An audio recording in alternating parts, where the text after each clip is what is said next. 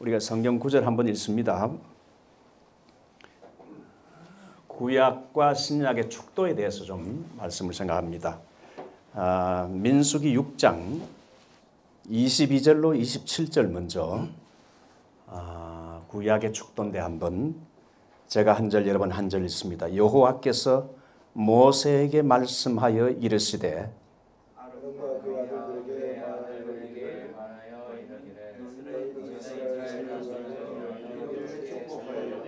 여호와는 내게 복을 주시고 너를 지키시기 원하며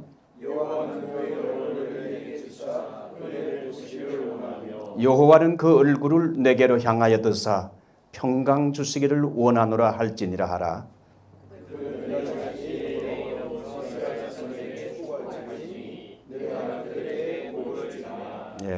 우리 신약의 축도 고린도후서 13장 13절 제가 한번 읽고 여러분이 또 한번 읽도록 하겠습니다. 주 예수 그리스도의 은혜와 하나님의 사랑과 성령의 교통하심이 너희 무리와 함께 있을지어다. 주 예수 그리스도의 은혜와 하나님의 사랑과 성령의 교통하심이 너희 무리와 함께 있을지어다. 아멘. 반갑습니다. 우리 가미노회 목사님 여러분, 지난해에도 제가 와서 한번 세미나를 했는데 원래 이번에 제가 온 목적은 제가 이제 총장의 임기가 이제 5월 달로 한 9년 하고 마치게 됩니다.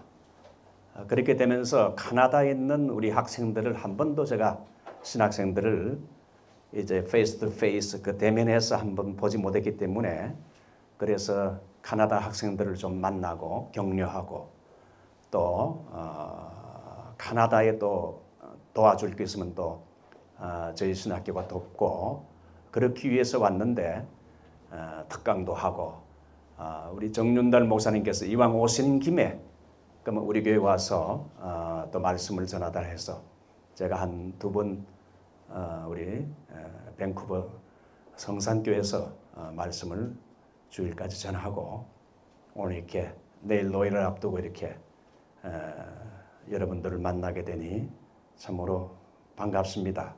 할렐루야. 예. 카나다 와에 보니까 이거 카나다도 역시 미국하고 같은 것 같아요.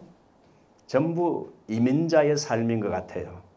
미국도 이민의 역사가 한인 이민들의 역사가 100년이 넘었는데 여기는 한 50년 되지요. 그러니까 카나다도 역시 이민교회고 제가 우리 정윤달 목사님 교회에서 설교를 하면서 느낀 게 카나다가 좀 더 순수하다. 목회자들도 순수하고 교인들도 순수하고 LA보다는 좀 더 순수하지 않나 그런 생각을 하게 됩니다. 제가 가미노회에 와서 지난번에 한번 노회도 참석하고 또 세미나 인도하면서 보니까 이 가미노회가 우리 KAP 총회 많은 노회가 있지만 최고인 것 같아요. 안 믿습니까?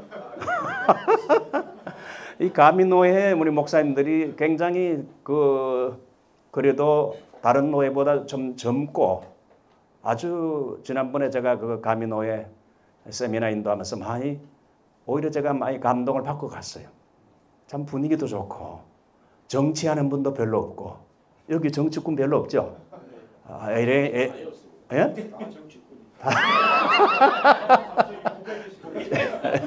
예, 아주 너무 좋습니다. 예.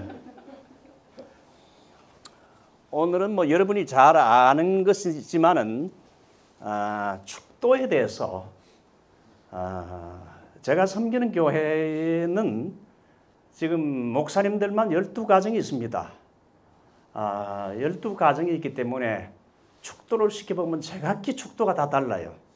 그래서 우리 목사님들도 보면은 또 교단마다 축도 스타일이 달라요. 그래서 언제 한번 축도에 대해서 좀 생각하고 토의하면 좋겠다 해서 이제 오늘은 특별히 축도론에 대해서 어떻게 하는 것이 과연 우리 개혁주의 목사로서 볼 때, 성경적으로 볼 때 보다 더 성경적인 축도가 될까? 그런 견지에서 축도론을 한번 생각해 보도록 하겠습니다. 먼저 우리 예수생명교회에서 우리 목사님이 우리 신학생들을 많이 보내주셔서 이 교회 출신들이 참 우리 캐나다 신학생이 많은 거 너무나 우리 목사님께 감사드립니다. 우리가 늘 말하는 개혁주의의 신앙의 특징이 뭔가? 개혁주의 신학은 뭔가? 저도 총신 다닐 때 그때는 칼빈주의라 그랬어요. 칼빈주의나 개혁주의 같으니까 기가 따갑게 교수들에게 칼빈주의에 대해서 말씀을 강조하는 걸 들었어요. 제가 총신 다닐 때는 하나님의 절대 주권에 대해서 교수님들이 칼빈주의는 하나님의 절대 주권을 강조한다. 개혁주의나 같은 말이니까 개혁주의는 하나님의 절대 주권을 강조하고 또 많은 특징이 있지만 오직 성경, 우리는 성경대로 믿는다. 요즘 여러분 미국에도 보게 되면 동성애를 인정하고 동성결혼을 인정하는 이런 교단들이 많은데 PC USA 교단이나 또 미국에도 보면 UMC 연합감리교회가 역시 이제 동성애 쪽으로 넘어가게 됐어요. 그래서 세상의 흐름을 따라 넘어가는데 개혁주의는 뭐냐? 오직 성경대로 믿고 우리는 성경대로 산다. 성경의 원칙을 고수한다는 것이 오직 성경이 개혁주의의 신앙의 특징이죠. 에클레시아 레포르마타 셈페르 레포르만다 이러한 말이 있습니다. 이것은 개혁교회, 개혁된 교회는 항상 개혁을 해나가야 된다. 예수님 오실 때까지 개혁교회는 계속 개혁을 해나가야 된다. 이 슬로건은 칼빈의 후예들인 17세기 화란의 개혁파 경건주의자들이 개혁교회가 앞으로 부패하고 타락할 가능성을 염두에 두면서 외친 구호로 오고 오는 세대에 우리 개혁주의 신학을 가진 개혁교회는 신학도 그렇고 신앙도 그렇고 삶에 있어서 보다 더 성경적으로 항상 개혁을 유지하며 살아야 된다 하는 걸 천명하고 있지요. 예배의 제일 마지막 끝맺음은 여러분 축도로 할 수 있습니다. 베네딕션.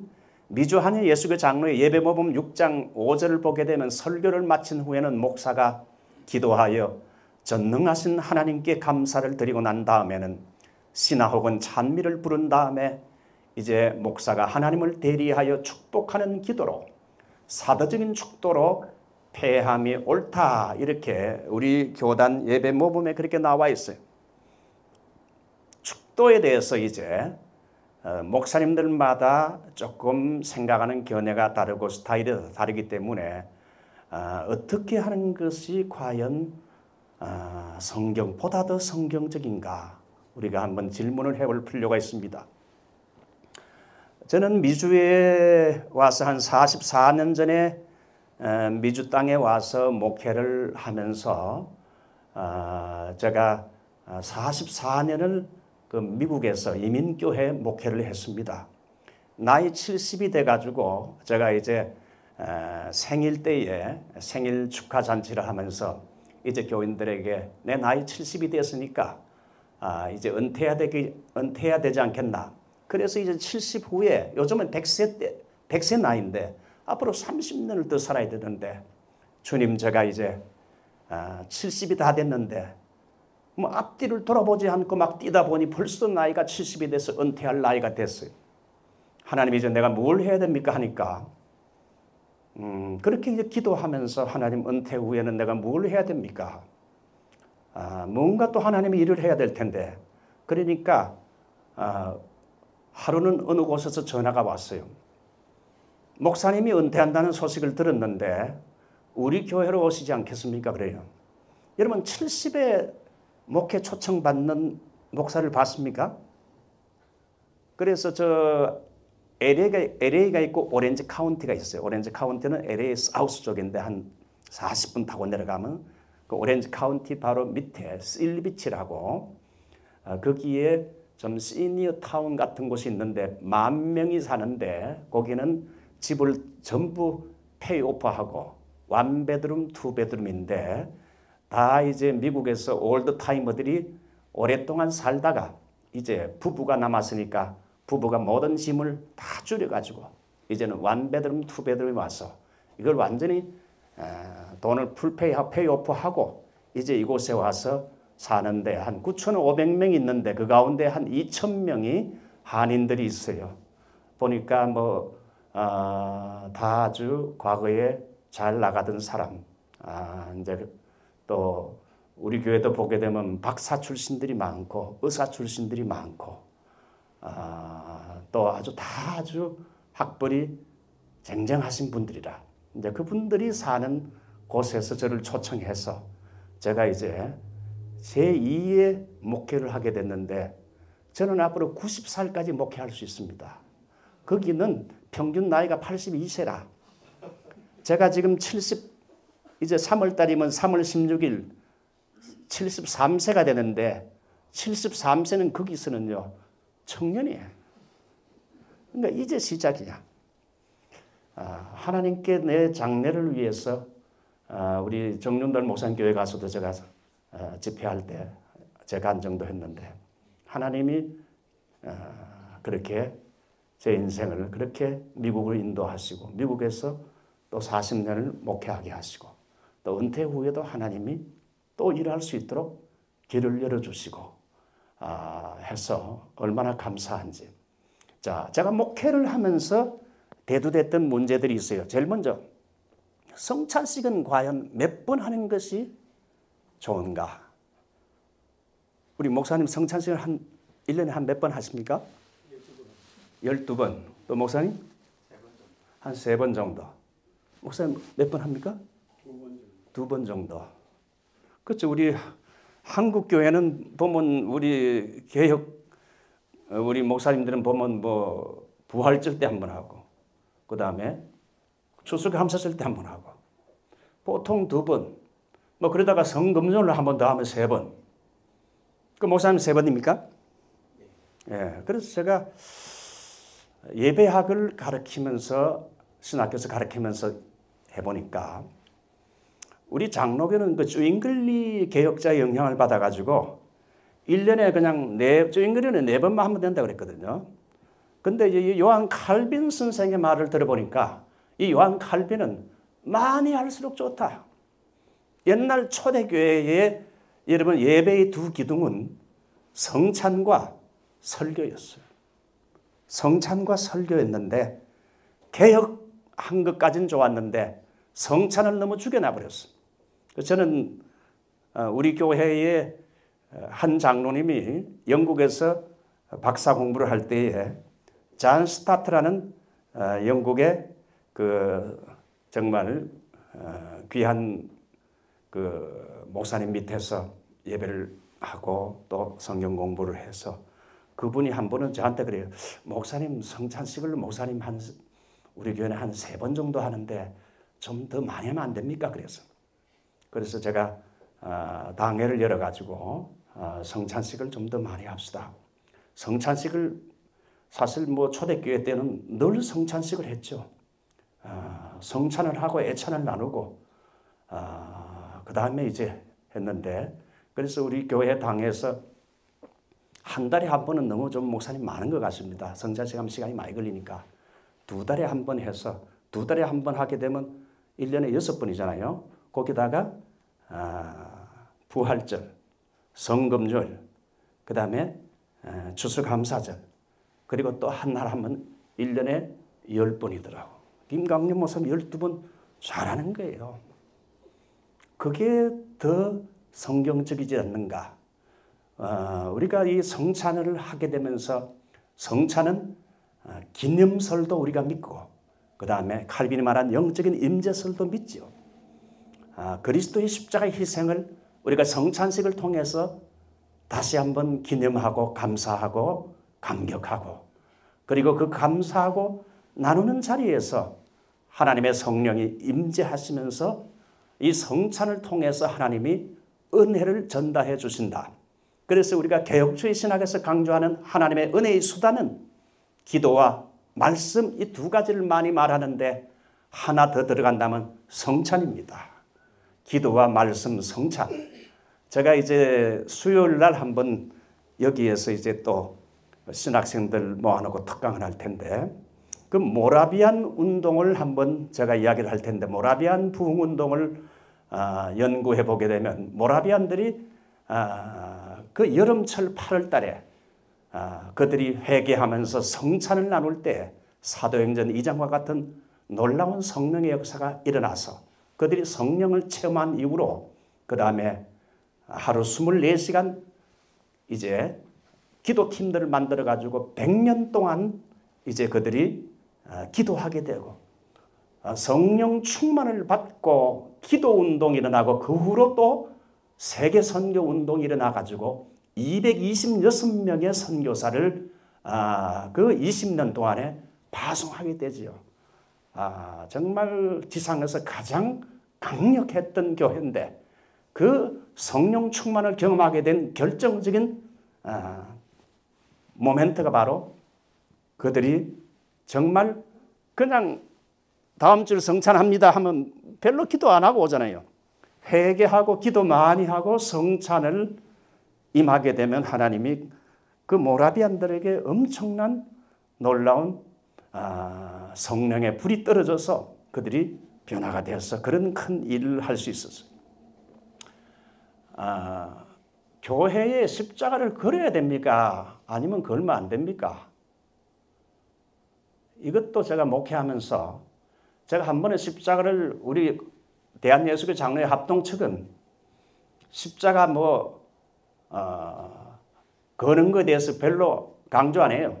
십자가 안 걸어도 된다 그래요. 그래서 제가 십자가를 안 걸고 제가 목회를 했어요. 그런데 우리 교회 오시는 장로님이 목사님 제가 이 교회가 보니까 십자가가 없네 그러더라고. 어떻게 십자가는 걸어야 됩니까? 안 걸어도 되는 겁니까? 목사님 한 말씀 해보세요. 십자가 메고 싶습니다.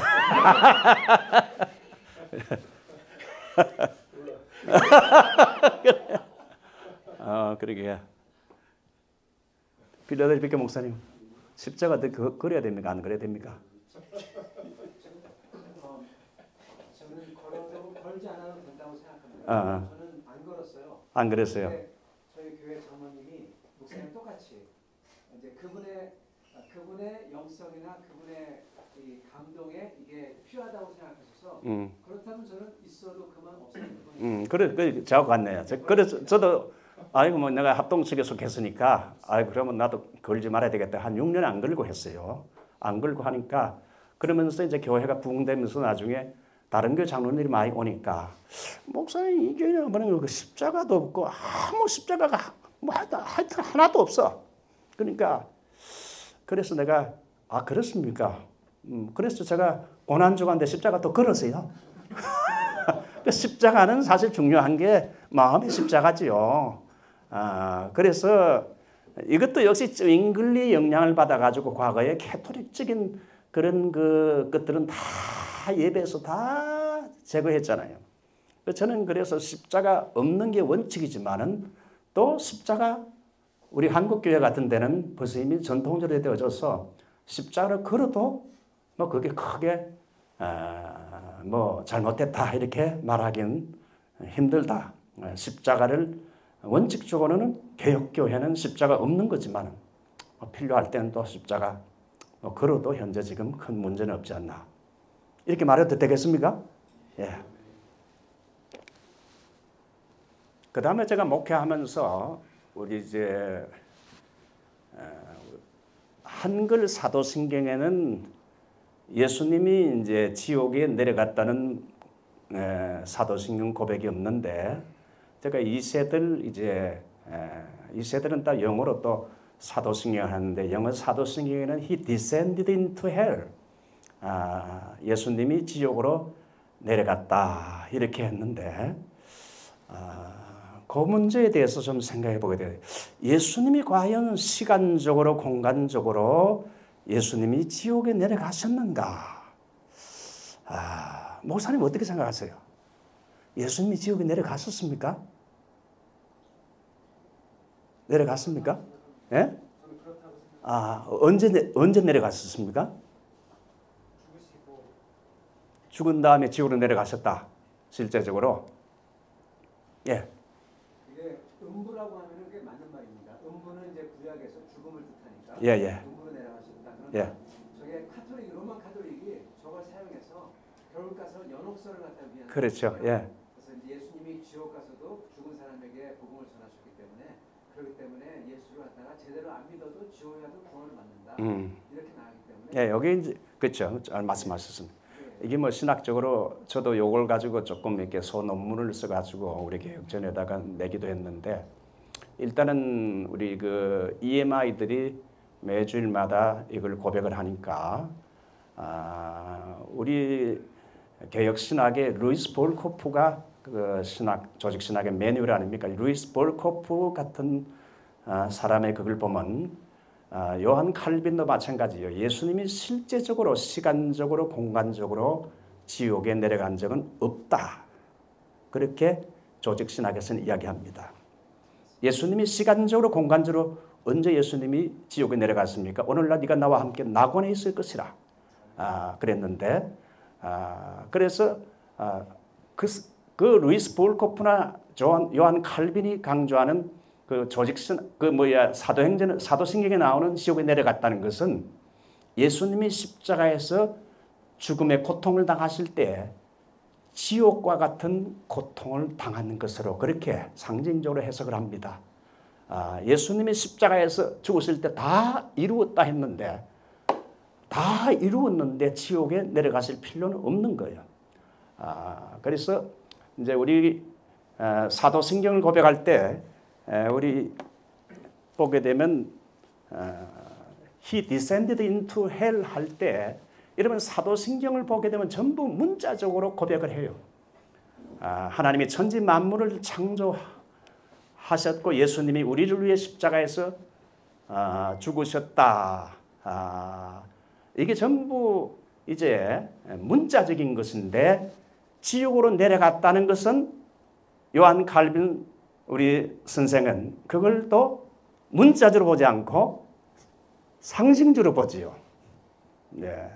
그래서 이것이 이제 많은 오해가 있는데 웨인 그루뎀 같은 그 트리니티의 그 조직신학자인 그 사람의 책을 읽어보게 되면 예수님이 지옥에 내려갔다는 말을 함으로 많은 컨퓨즈를 주기 때문에 웨인 그루뎀의 책을 읽어보게 되면 사실 지옥으로 내려갔다는 것은 빼는 게 좋지 않은가. 또 그분은 또 그렇게 견해를 이야기해요. 근데 일단 제가 확실하게 말씀드릴 수 있는 것은 실제적으로 우리가 이제 아이들을 가르치고 하기 때문에 이것을 가르칠 때도 예수님이 실제 지옥에 내려간 것보다 예수님께서 지옥과 같은 고통을 십자가에서 당한 것으로 그걸 올바로 해석을 해주고 고백을 시켜야 돼요. 그 정도 사고 앞으로 그것도 여러분 계속 좀 우리 연구 과제입니다. 예. 그래서 오늘은 이제 목회하면서 대두되는 문제 중에 또 하나 축도. 우리 교회도 이제 목사님들이 12분이 계시기 때문에 가끔은 제가 이제 뭐 축도를 시켜보면은 제각각이 달라요. 그래서 축도의 영어 표현은 그 pronounce of benediction, benediction이라는 그 축도의 라틴어 문자적인 의미는 좋은 것을 말한다 하는 뜻입니다. pronounce라는 공적 선언 혹은 입장 표명을 담은 동사로 판사가 법정에서 판결을 내린다고 할 때 쓰이는 단어가 바로 이것이죠. 복에 대한 공적인 선언이다. 그러니까 축도는 뭐냐?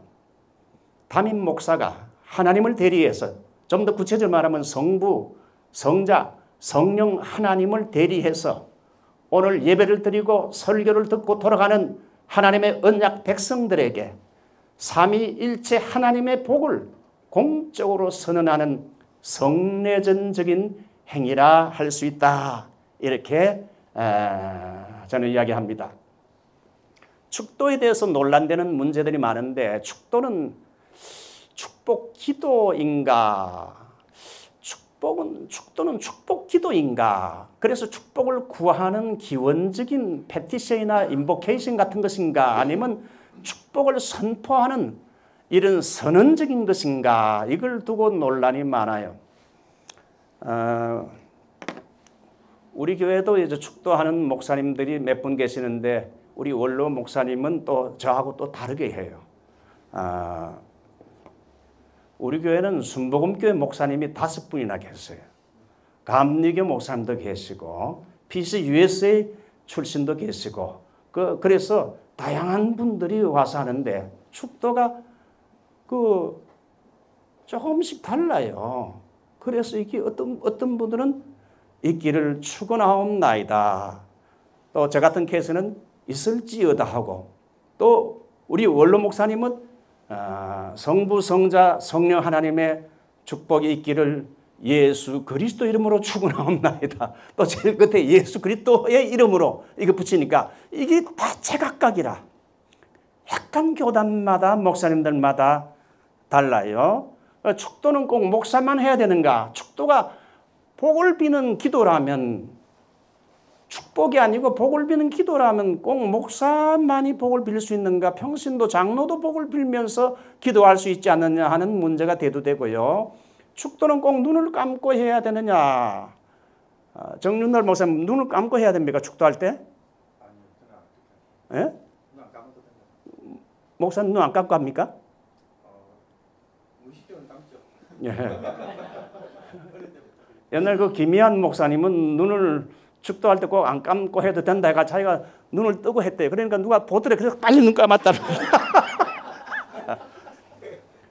이제 축도를 기도로 생각하게 되면 뭐 우리가 집중성을 위해서 눈을 감지만은 눈을 꼭 감고 해야 되느냐? 하나님께 드리는 기도가 아니고 하나님의 백성을 위한 선포라면 눈을 감지 않고 떠도 무방하지 않느냐? 그런 질문이 나오고 여러분 사도신경은 기도입니까? 뭡니까?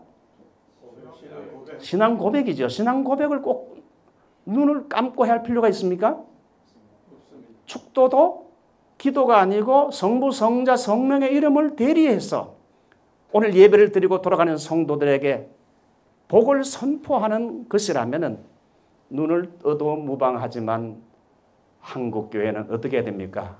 그렇게 눈을 떠도 되지만은 눈을 뜨고 하게 되면 교인들이 또 오해해요. 할 수 없이 눈을 감고 이렇게 하고 있는 현실입니다. 눈을 감으면 좀 집중력은 좋기 때문에 우리가 그러나 눈을 뜨느냐 뭐 감느냐 이게 중요한 게 아니라는 거예요. 눈을 뜨고 해도 돼요. 교인들도 축도할 때 눈 뜨고 해도 돼요. 그러나 지금까지 우리가 이제 관례적으로 우리 한국 교회가 해왔는데 중요한 것은 우리가 보다 더 이런 문제도 조금씩 개혁해 나가는 게 필요해. 축도 대상이 나오는데 오늘 예배로 모이는 회중들에게만 제한되는 것이냐?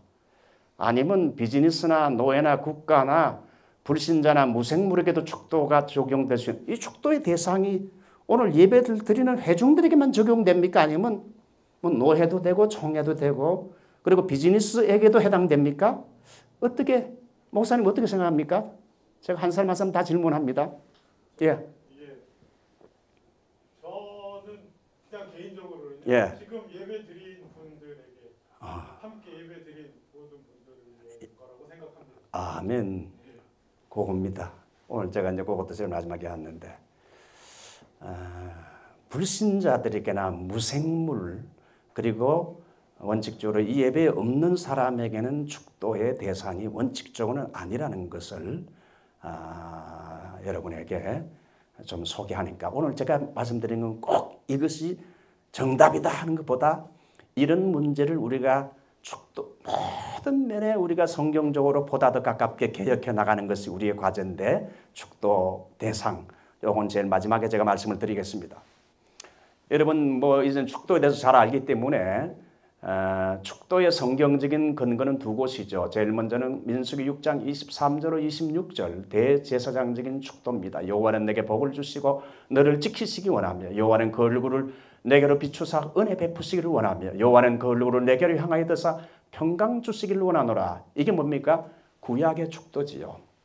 이것은 대제사장이 하는 축도입니다. 대제사장적 축도. 그 다음에 신약의 고린도후서 13장 13절 이건 사도의 축복이라 그럽니다. 주 예수 그리스도의 은혜와 하나님의 사랑과 성령의 교통하심이 너희 무리와 함께 있을지어다. 아멘. 일반적으로 우리 한국 교회에서는 축도를 어떻게 합니까? 구약 신약이 있는데 어느 걸 하죠? 신약적으로 많이 하죠. 그러나 여러분 뭐 유럽이나 다른 데서는 저 구약적인 걸 가지고 축도하는 경우도 많습니다. 어떤 교회는 가보니까 고린도후서 13장 13절에 축도를 하기 전에 목사님이 다 외웠더라고. 구약의 민수기, 구약의 축도. 여호와는 내게 복을 주시고 너를 지키시기 원하며 여호와는 그 얼굴을 내게 비추사 은혜 베푸시기를 원하며 여호와는 그 얼굴을 내게로 향하여 드사 평강 주시기를 원하노라. 지금은 우리 주 예수 그리스도의 은혜와 하나님의 사랑과 성령의 교통하심이 너희 무리와 함께 있을지어다. 구약과 신약을 같이 섞어서 하는데 그것도 좋더라고요. 이와는 구약의 저곳이 참 좋잖아요. 하나님이 우리에게 복을 주시기 원한다. 여호와 여호와 여호와 세 번 나오는데 저는 그걸 삼위일체 하나님으로 생각했어요. 구약의 것을 다 외워가지고 그 다음에 고린도후서 13장 13절을 제일 마지막에 적용해서 축도하는 것도 내가 볼 때 좋다. 그런 생각합니다. 민수기 6장 24절의 구약의 축도의 제일 첫 번째 복은 성부 하나님이 주시는 복인데 성부 하나님은 내게 복을 주시되 이게 지켜주시는 복. 여기에 대표적인 복은 지켜주시는 복이다. May God keep us. 우리를 모든 악에서 위험에서 우리를 지켜주시기 원하서 하나님은 우리를 지켜주시는 복을 주시기 원한다. 지켜준다는 히브리어 샤마르는 하나님의 너의 출입과 안전을 지켜주시고 위험에서 우리가 차를 많이 운전하고 다니잖아요. 위험에서 지켜주시기를 원한다. 모든 악에서 사탄의 공격에서 우리를 지켜주시는 하나님이시다. 이게 성부 하나님이 주시는 복이죠. 두 번째 민수기 6장 25절의 두 번째 복은 성자 하나님이 주시는 복으로 저는 해석을 하는데 여호와는 그 얼굴을 내게 비추사 은혜 베푸시기 원하며 여기 은혜는 히브리어로 헬라어로 카리스인데 이것은 하나님의 호의와 친절인데 자격 없는 우리에게 공기와 빛과 물과 자연 세계를 은혜로 다 주셨지요. 특별히 하나님이 주신 은혜 가운데 베푸신 은혜 중에 가장 큰 은혜가 뭐냐? 자신의 독생자 예수 그리스도를 구원자로 우리에게 주신 구원론적인 축복이다. 구원론적인 복. 성자 예수님이 주시는 바로 가장 큰 복이죠. 지난 날을 돌아보니까 저는 어릴 때부터 그 믿는 가정에서 태어나서 목사 아들로 태어났어요. 그래서 내가 믿으려고 믿은 게 아니고 어릴 때부터 어머니 등에 업혀서 이제 교회를 다녔는데 예수를 나의 구주로 믿게 된 것도 내가 믿으려고 믿은 게 아니고 하나님의 은혜였고 또 내가 목사가 된 것도 우리 아버지가 목회를 했기 때문에 새벽 4시만 되면 아침에 일어나서 새벽기도 하고 그 당시 또 목사가 상당히 경제적으로 어려웠어요. 고달팠어요. 그래서 우리 형하고 저하고는 어릴 때부터 아버지가 새벽 4시만 되면 불 켜고 교회 가는 거 보고는 우리 이를 악물고 어릴 때부터 우리는 목사가 절대 되지 말아야 되겠다. 목사 되면 고생하고 고달파진다.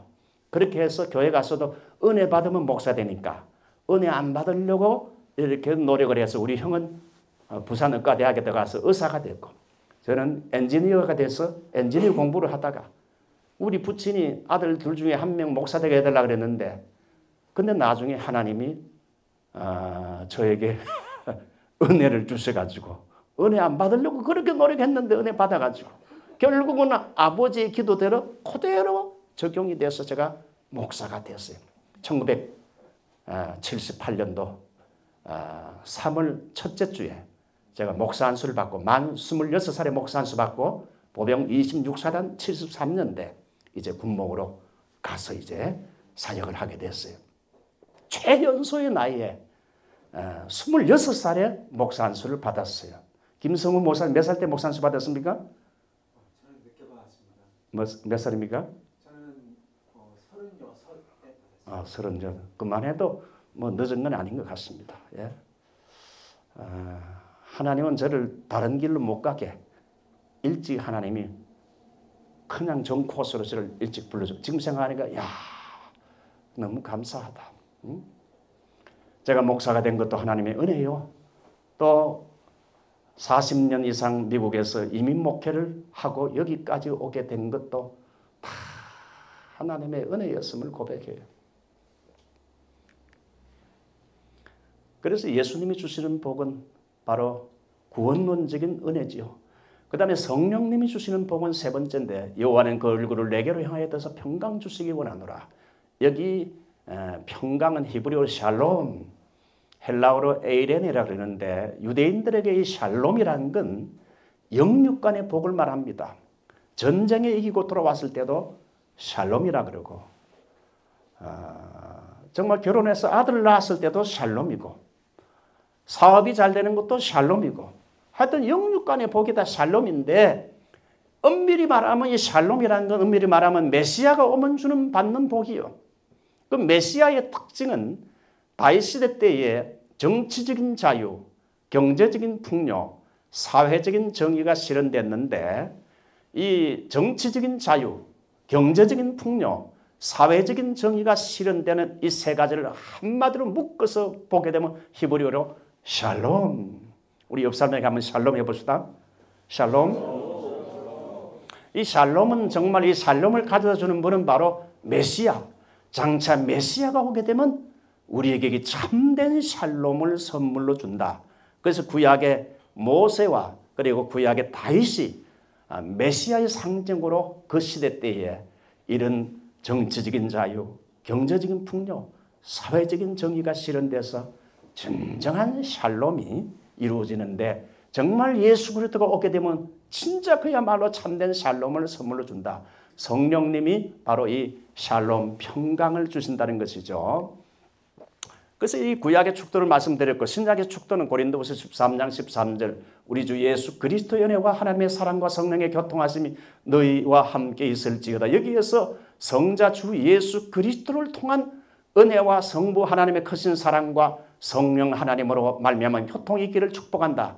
이것을 사도적인 축도라 하는데 주 예수 그리스도의 은혜 헤카리스투 퀴리온 예수. 자, 제일 먼저 예수 그리스도의 은혜가 먼저 나오고 그 다음에 하나님의 사랑, 그 다음에 성령의 교통하심이 나오는데 이것이 성도들에게 명하는 메타판톤 휘몬 헬라어로 세 개의 병행된 이 구절은 삼일체의 조합을 신약에서 가장 확고하게 명시하는 구절이 고린도서 13장 13절. 그래서 하나님과 예수 그리스도를 묶어놓은 거 있지만 삼일체 하나를 묶어놓은 것은 요 고린도서 13장 13절이 정말 가장 잘 설명하고 있는 삼일체의 복이라 할 수 있죠. 고린도서 13장 13절의 축도의 특이한 점은 동사가 헬라 원어로 보면 동사가 없는 문장이에요. 헬라 원어에는 있을지어다 하는 표현이 없어요. 너희 무리와 함께 판테스, 영어로 with you all 이렇게만 돼 있어요. 그래서 있을지어다라는 동사는 원래 헬라 원어에는 그게 없어요.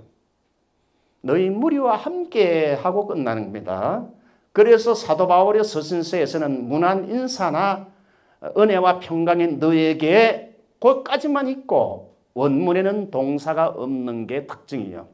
여러분 모두와 함께 메타판톤 휘몬 이 문장으로 종결되는데 우리말 성경에는 문장을 완결하기 위해서 있을지어다 하는 걸 첨가했어요. 이걸 잘 살펴보면 성부, 성자, 성령의 순서를 하지 않고 어떻게 됩니까? 뭐가 제일 먼저 나옵니까?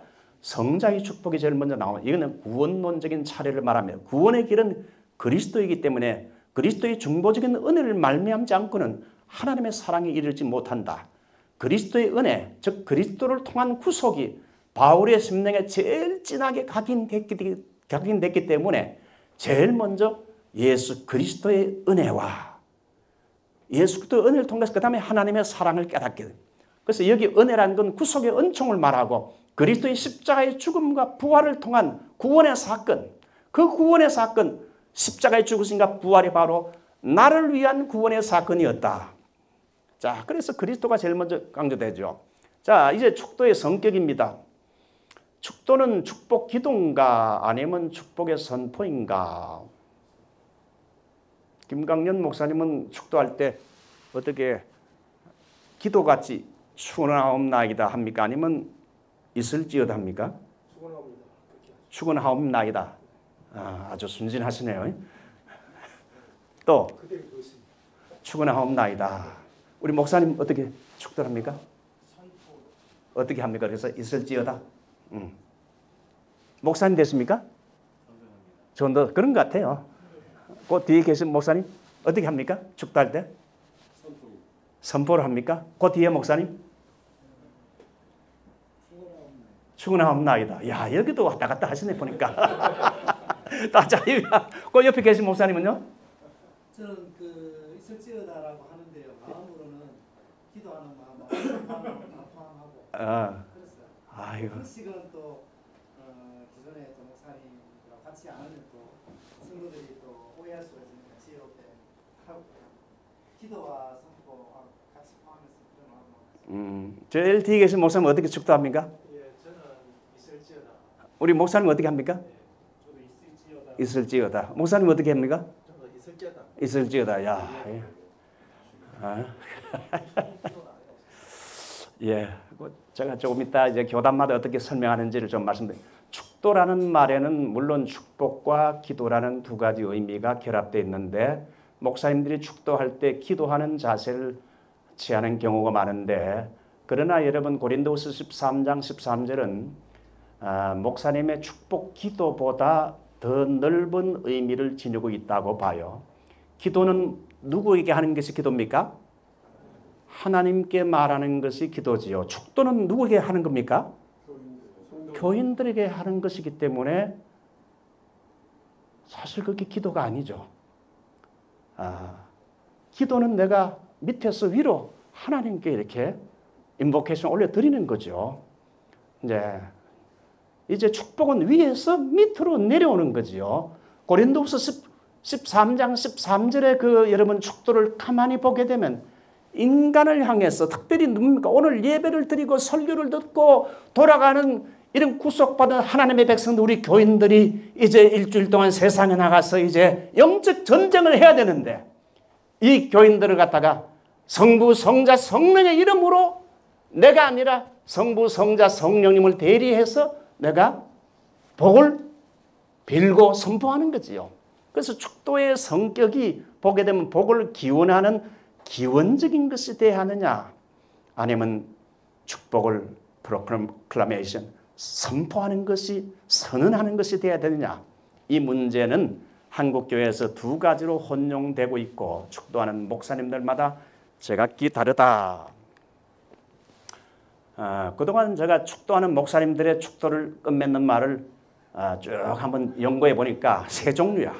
제일 먼저는 함께 하시기를 축원하옵나이다 하면 교인들이 아멘. 그 다음에 어떤 분은 성부, 성자, 성령 하나님의 이 축복이 함께 하시기를 또 제일 뒤에다가 예수 그리스도 이름으로 축원하옵나이다. 아멘. 어떻게 보면 예수 그리스도가 두 번 나오잖아요. 앞에도 성자 했잖아요. 또 예수 그리스도 이름으로 축원하옵 이것도 하나의 기도라 생각하니까 막 예수 그리스도 이름으로 이렇게 넣는 것 같아요. 축복 기도라 생각하니까. 그 다음에 세 번째는 함께 있을지어다.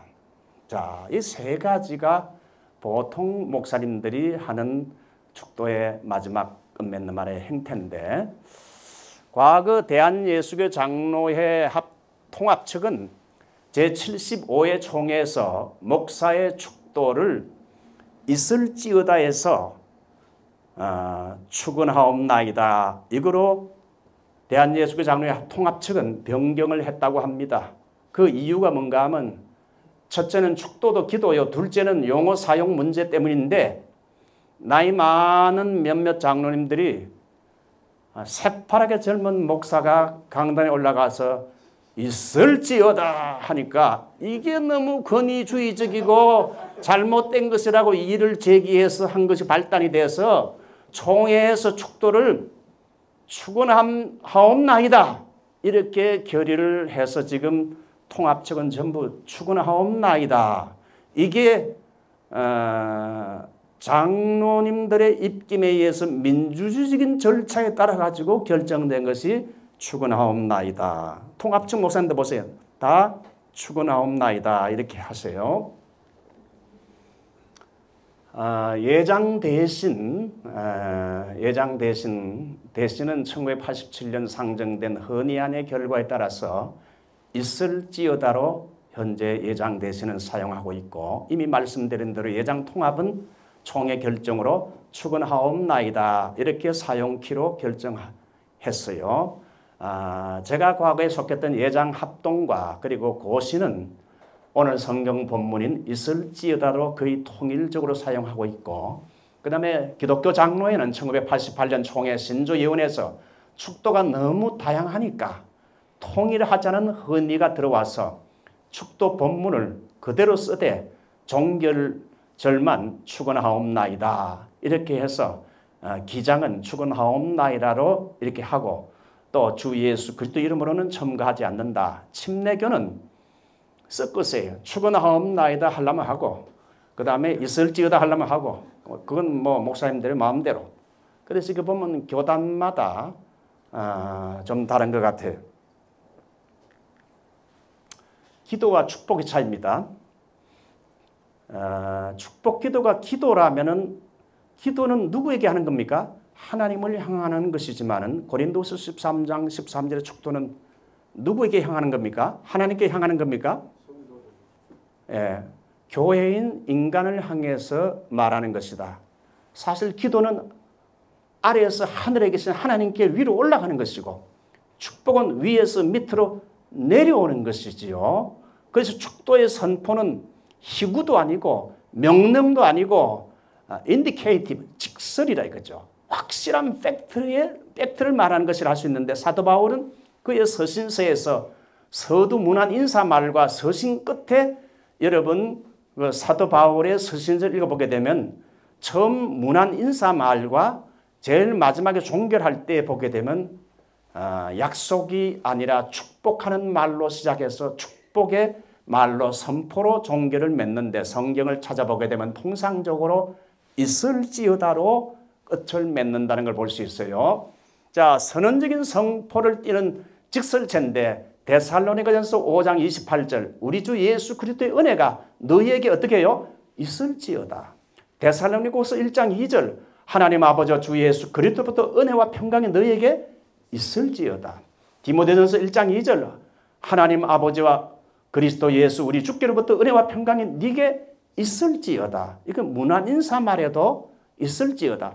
위의 부분을 살펴보게 되면 사도 바울의 서신서의 첫 인사 부분이나 마지막 이제 종결 부분의 그 끝맺음이 축복의 말이 다 아주 프로나운스 선언적인 선포의 의미를 띠고 있음을 발견할 수 있어요. 베드로의 인사와 축도를 살펴보면 역시 인사말에도 은혜와 평강이 너에게 더욱 많을지어다.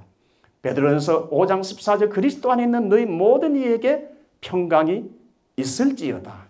사도 유다의 축도도 예수 그리스도로 말미암아 영광과 위엄과 권력과 권세가 영원 전부터 이제와 영원토록 있을지어다. 아멘. 사도 요한도 여러분 요한계시록 마지막 장에 예수의 은혜가 모든 자에게 있을지어다. 이런 것을 종합해 보게 되면 축도라는 건 축복하는 기도도 물론 포함되어 있지만 그보다 더 왕의적이에요. 축복의 선포적인 성격이 더 강하다는 것을 신약 성경을 다 종합해 보면 알 수 있어요. 그러므로 신약의 여러 구절들을 종합해 볼 때 축도는 목사가 삼위일체 이름으로 복이 교회에 있기를 비는 기원, 인보케이션도 있지만 더 나아가 삼위일체 하나님의 이름과 권위를 가지고 목사의 권위가 아니고 삼위일체 하나님, 성부, 성자 하나님의 그 권위, 이름 권위를 가지고 예배가 오늘 목사가 오늘 예배를 드리고 집으로 돌아가는 흩어지는 성도들, 이제 세상을 향해 나가는 성도들에게 성부, 성자, 성령의 복이 너희들에게 있을지어다. 복을 선포하는 의미가 더 강하다는 거예요. 그래서 축도할 때는 여러분 양팔을 높이 들고 어떻게 합니까? 한번 목사님 해보세요. 이렇게 합니까? 목사님 한번 해보세요. 이렇게 합니까? 목사님 한번 해보세요. 네. 이게 맞습니까? 아니면 이게 맞습니까? 어디가 맞습니까? 그래서 축도할 때 양팔을 높이 들고 손바닥을 회중을 향하여 아래로 들고 있을지어다. 원칙적으로 그렇게 선포해요. 위에서 밑으로 선포한다 이거죠.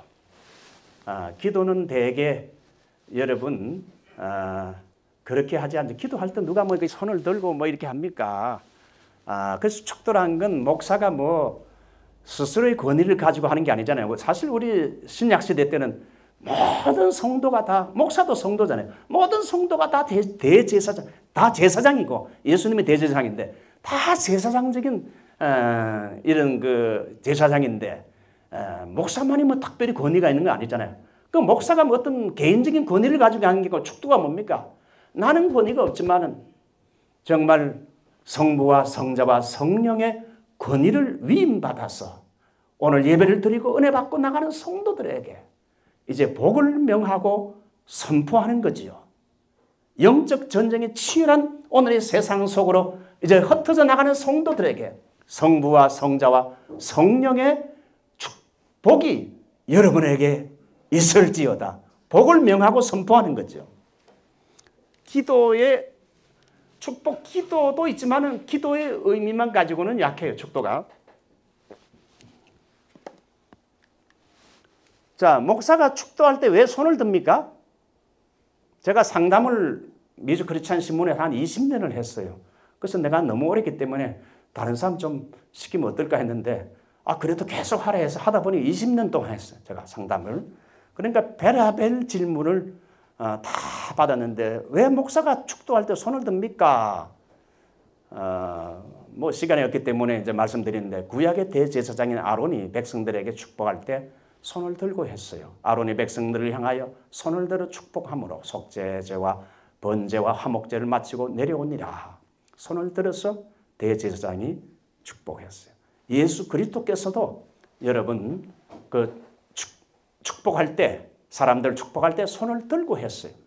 누가복음 24장 50절 예수께서 그들을 데리고 베다니 앞까지 나가서 손을 들어 축복하시니라. 손을 들어 축복하시니라. 여러분이 신방 가서 교인들의 집에 설교를 하고 기도할 때 손을 들고 이렇게 축복하면서 기도하는 거 좋아요. 저는 그렇게 많이 해요, 개인적으로. 모세가 르비딤에서 이스라엘과 아말렉과의 전투에서 어떻게 했습니까? 손을 들고 기도했죠. 모세가 손을 들면 이스라엘이 이기고 손을 내리면 아말렉이 이깁니다. 마찬가지로 목사가 축도하면서 손을 드는 것은 예배를 드리고 지금 현재 세상에 나가는 교인들에게 영적 전투가 치열한 오늘의 세상에 나가서 여러분들의 승리를 기원하고 선포하는 것이지요. 예. 자, 그래서 이제 축도에 대해서 쭉 이야기했는데 이 축도가 복을 기원하는 축복 기도라면 꼭 목사만 축도를 해야 하는가? 장로나 평신도도 할 수 있지 않는가 하는 문제가 되고 어떤 그 교회에서는 장로도 축도하는 교회가 있어요. 그런 말 들어봤어요? 집사도 해요. 그 사람은 그걸 축복 기도로만 생각하니까 아니 꼭 목사님만 하냐. 우리도 다 제사장인데 축복 기도를 하면은 꼭 목사만 해야 될 그 이유는 없어요. 성도끼리도 서로 복을 빌 수 있잖아요. 그런데 축도라는 건 이제 오늘 여기 축복의 선포는 그래서 간절히 축원하옵나이다. 뭐 그렇게 해도 뭐 이 사람이 이단이다 잘못됐다. 저는 그렇게 말하고 싶잖아요. 뭐 그렇게 말해도 괜찮아요. 간절히 축원하옵나이다. 그러나 보다 더 우리가 개혁주의는 뭡니까? 보다 더 성경적으로 개혁해 나가는 것인데 간절히 기원함을 더 나아가서 삼위일체 하나님의 복을 이제 오늘 설교를 주도한 담임 목사가 대신해서 삼위 하나님의 복을 이제 성도들에게 선포하는 있을지어다가 보다 더 성경적이고 바람직하지 않나 그렇게 여러분에게 제가 지금 설명하는 겁니다. 결정은 여러분이 하셔야 돼요. 자, 이제 축도의 수식은 이제 마지막으로 축도할 때 보면 축도하는 목사님들이 너무 수식어를 많이 붙이다 보니 나중에 다 잊어버렸어. 엉뚱하게 삼천포로 빠지는 경우가 많아. 저도 막 과거에 많이 실수했어요. 뭐 많이 붙이다 보니 잊어버렸어. 어떤 때는 그래서 성령을 잊어버리고 그냥 끝나버렸어. 그 축도할 때 목사님들이 너무 수식어를 많이 붙이는 경향이 많은데 그렇게 길게 하면은 축도의 핵심이 무엇인지를 놓치기 쉽기 때문에 가능한 짧게 하는 것이 원칙입니다. 고린도후서 13장 13절의 축도를 가능하면 그대로 짧게 사용하는 것이 좋아요. 많은 목사님들이 제가 보게 되는 축도할 때 보면 성령님의 교통이란 말, fellowship with the Holy Spirit, 성령님의 교통이란 말을 봤더니 오늘도 성령의 임재하심이 있기를 축원하옵나이다. 교통이 반드시 들어가야 돼요. 성경에. 우리 축도의 모형을 빼버리면 안 됩니다. 성령의 그러니까 주 예수 그리스도의 은혜와 두 번째 하나님 아버지 뭐죠? 사랑과 성령님의 교통이 반드시 들어가야 돼요. 교통이.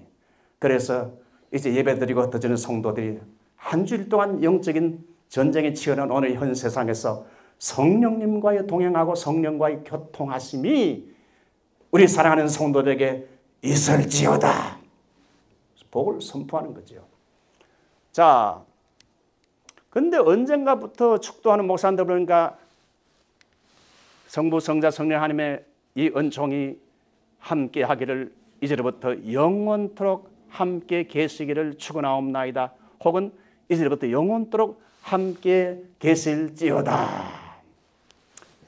이제로부터 영원토록 함께 계실지어다 하는 목사님들이 많은데 이게 과연 옳은가? 어떤 목사는 축도할 때 이제부터 영원토록 함께 하시기를 축원하옵나이다. 혹은 함께 하실지어다. 이렇게 수식어를 사용하는데 이게 성경적으로 옳은가? 성경의 서신서에서는 이제부터 영원토록이라는 수식어가 성도 즉 회중을 대상으로 사용된 예는 없어요. 여러분 신약을 잘 보세요. 신약의 축도인 고린도후서 13장 13절에도 이제부터 영원이라는 말은 없어요. 이런 용어는 이제부터 영원토록이라는 이 용어는 사람이 아니라 하나님과 그리스도에게만 영광을 돌리는 영광송이나 영광의 기원에 해당되는 것이지 이제부터 영원토록 하는 그렇게 축도하는 목사님들 많죠? 목사님도 그렇게 안 했나요? 저도 많이 그렇게 했어요. 이것도 저도 뭐 사실 그 실수가 많은 사람인데 이제부터 영원토록. 근데 성경을 좀 보니까 이제부터 영원토록이라는 말은 사람에게 쓰지 않고 그거는 성부 하나님과 성자 예수님에게만 주로 사용했더라고. 성경을 보니까 베드로후서 3장 18절 오직 우리 구주 예수 그리스도의 은혜와 그를 아는 지식에서 자라가라. 영광이 이제와 영원한 날까지 그에게 있을지어다. 누굽니까? 그리스도에게 그 영혼을 이제부터 영원한 날까지. 그 다음에 유다서 25절 보면 곧 우리 구주 홀로 하나이신 하나님께 우리 주 예수 그리스도로 말미암아 영광과 위엄과 권력과 권세가 영원전부터 이제와 영원토록 있을지어다. 아멘.